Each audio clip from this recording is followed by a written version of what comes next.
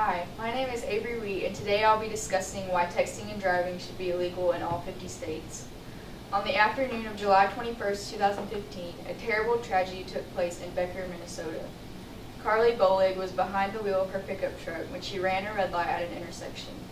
On their way home from the library was Charles Maurer and his 10-year-old daughter, Cassie. Bolig slammed into the side of Maurer's vehicle, and both Charles and Cassie died instantly.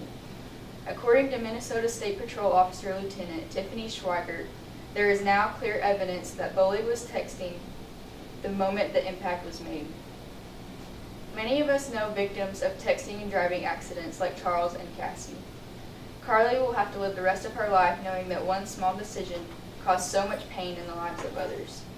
Stories like these happen all over the United States every single day, and when you pick up your phone while driving to send a text, you put yourself at risk of becoming one of these stories. Texting and driving should be illegal in all states because one simple text message can keep someone distracted just long enough to cause serious harm in their lives and in other people's lives. Today I will be talking about the dangers of texting and driving. Let's start with one of the most prevalent reasons to not text and drive. A huge reason you should not text and drive is that texting distracts you from focusing on driving properly. According to a study conducted by the Center for Disease Control, or CDC, every day in the United States, approximately 9 people are killed and over 1,000 people are injured in car accidents involving distracted drivers. That's 3,285 people killed by distracted drivers every year. If all states made texting and driving illegal, law enforcement could take better measures to prevent drivers from texting.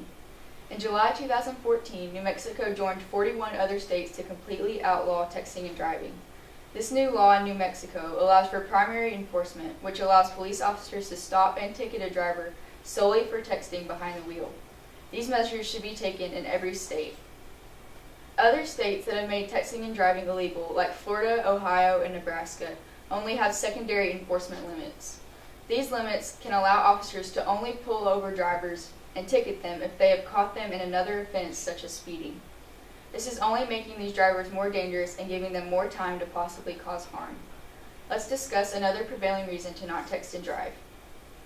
A lot of the time when you're driving, there are other passengers in your vehicle, such as a friend or sibling. Considering that they are allowing you to take them to their destination, they most likely trust you to take them to their destination out of harm's way. When you look down at a text, you are breaking their trust and putting them in danger.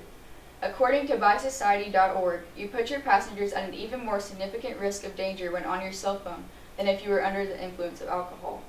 They go on to state that drivers who are texting behind the wheel have a 23% higher chance of getting involved in a car accident. That is the equivalent of driving a car after consuming 4 beers. If you would not put yourself in the situation to be in a car with a drunk driver, then why would you, as a driver, put your passengers in the same danger by texting?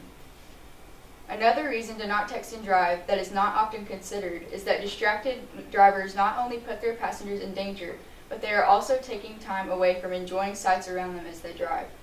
Smartphones are used for many different things and have brought us a long way since the 1990s, but they have become a way for people to keep themselves occupied constantly. Drivers are becoming distracted by their smartphones and missing once-in-a-lifetime opportunities to see great landmarks, places of interest, tourist attractions, etc., as well as putting others in danger. APECSEC.org says people who become accustomed to texting while driving find it much more difficult to associate with their peers without the use of a phone. As a result, the ability to enjoy life and carry on conversation in person is completely and totally diminished.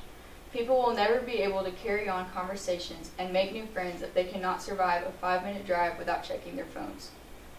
Those who believe that texting and driving should be legal argue that it has a great convenience factor, as opposed to waiting till the end of a trip to answer back a friend. However, if the matter is so important, it is not hard to find a place to pull over or invest in hands-free technology.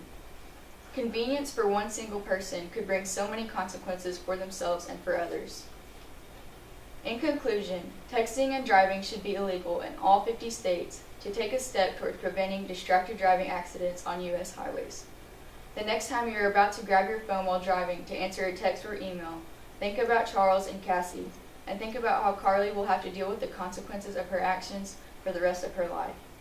Distracted driving causes so many people to suffer the consequences of their own actions and the actions of others. These drivers can also miss so many wonders around them if they stop being allowed to be on their phones while driving. If primary enforcement of the texting and driving law is established in all 50 states, we could be well on our way to minimizing texting and driving related deaths greatly.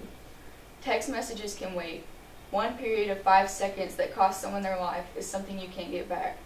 Making texting and driving illegal would make drivers think about the consequences of their actions and the long-term effects that texting and driving can have on lives. Thank you.